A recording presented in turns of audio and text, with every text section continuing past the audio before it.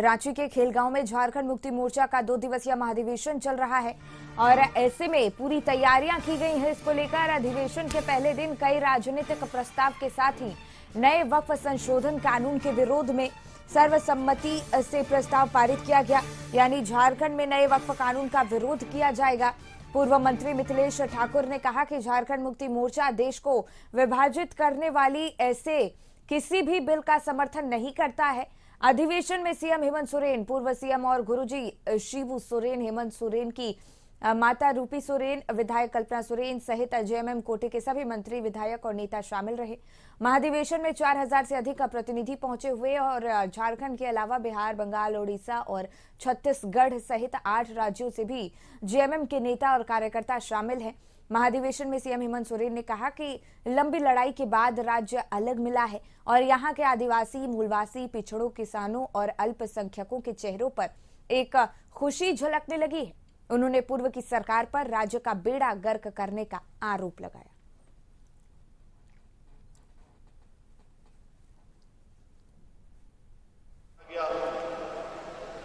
और राज्य की स्थिति भी बिगड़ती गई।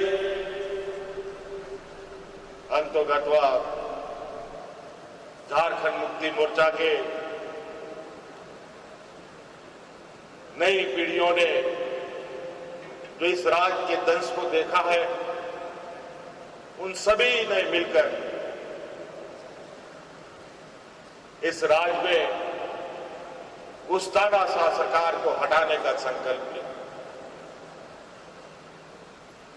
अलग राज्य की लड़ाई जिस तरीके से हमारे आदरणीय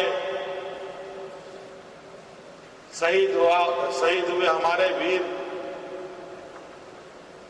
सपूतों ने आदरणीय दिसम गुरु शिबू सोरेन जी के नेतृत्व में लड़ाई लड़ी, ठीक उसी प्रकार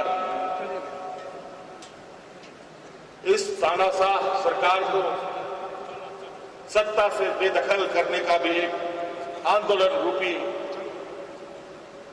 मुहिम चलाया गया। सांगठनिक प्रस्ताव प्रस्तुत किए गए, तत्पश्चात राजनीतिक प्रस्ताव प्रस्तुत किए गए, उस पर चर्चा हुई। चर्चा के उपरांत सभी लोगों का उस पर समर्थन प्राप्त हुआ, कोई भी विरोध नहीं हुआ।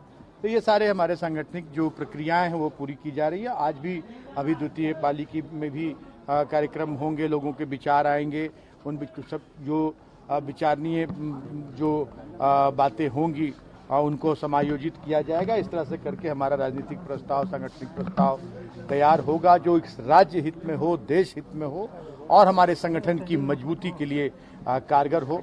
इन सारी बातों पर गहन चिंतन। लेकिन साथ साथ में ये भी सच्चाई है।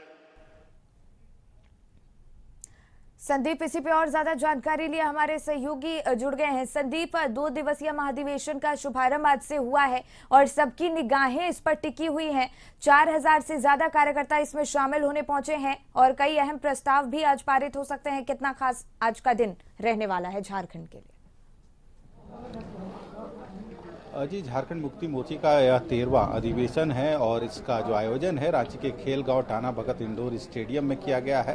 जो केंद्रीय अध्यक्ष हैं शिबू सोरेन के अलावे जो कार्यकारी अध्यक्ष और सह मुख्यमंत्री हेमंत सोरेन के अलावे जितने भी मंत्री जेएमएम कोटे से हैं, विधायक हैं या जितने भी बड़े नेता जेएमएम के हैं, वे सारे मंच पे उपस्थित हैं। और कह सकते हैं जो कार्यक्रम, जो महाधिवेशन है उसकी शुरुआत जो झंडोत्तोलन के साथ ही हुआ है, जिसके बाद जो भाषण सबसे पहले कार्यकारी अध्यक्ष हेमंत सोरेन का हुआ है और उन्होंने साफ लहजे में जरूर कहा है कि झारखंड अलग राज्य की जो नींव रखी गई थी, इसमें कई लोगों ने बलिदान दिया था और झारखंड राज्य अलग हुआ। और जिसके बाद जितने पार्टियां इस झारखंड में काबिज रही, उन्होंने यहाँ के जो आदिवासी है, मूलवासी है, उनके लिए कभी नहीं सोचने का काम किया है। हालांकि उन्होंने साफ तौर पर कहा है कि इस जो महाधिवेशन है, 2 दिवसीय महाधिवेशन, इसमें कई ऐसे प्रस्ताव लाए जाए जाएंगे, चाहे संगठन से जुड़ा प्रस्ताव हो और राजनीतिक प्रस्ताव। क्योंकि ब्रेक के पहले तक यदि बात करें तो ब्रेक तक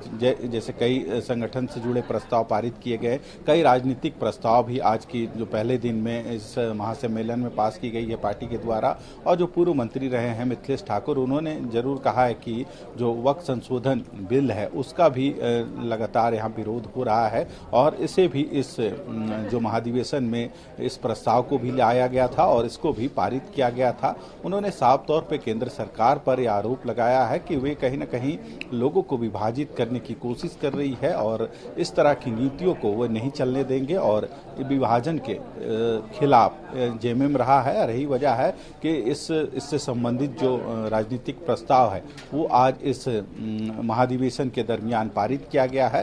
हालांकि ब्रेक के बाद फिर से जो महाधिवेशन की कार्रवाई है उसकी शुरुआत हुई है और कई ऐसे संगठन से जुड़े हुए और राजनीतिक जो प्रस्ताव है आज लाए जाएंगे। हालांकि अब भी जो महाधिवेशन का जो कार्यक्रम है वह चल रहा है और देर शाम तक चलना है यह कार्यक्रम। हालांकि बारिश भी हो रही है पर इंडोर में यह पूरा आयोजन किया गया है, इससे कारण बारिश का कोई भी खामियाजा लोगों को नहीं भुगतना पड़ेगा। पर मौसम जरूर ठंड हो गई है और जो महाधिवेशन में जो भी चर्चाएं हो रही हैं फिर जो कई ऐसे प्रस्ताव हैं जिनको आज इस महाधिवेशन के दरमियान लाया जाएगा और उसे पारित किया जाएगा। हालांकि यदि बात करें इस महाधिवेशन की तो 2 दिनों तक का यह महाधिवेशन है, 13वां महाधिवेशन आज और कल चलना है और कल भी कई ऐसे राजनीतिक और संगठनात्मक जो प्रस्ताव हैं इस महाधिवेशन में लाए जाएंगे और संगठन उसको पारित करने का काम करेगा।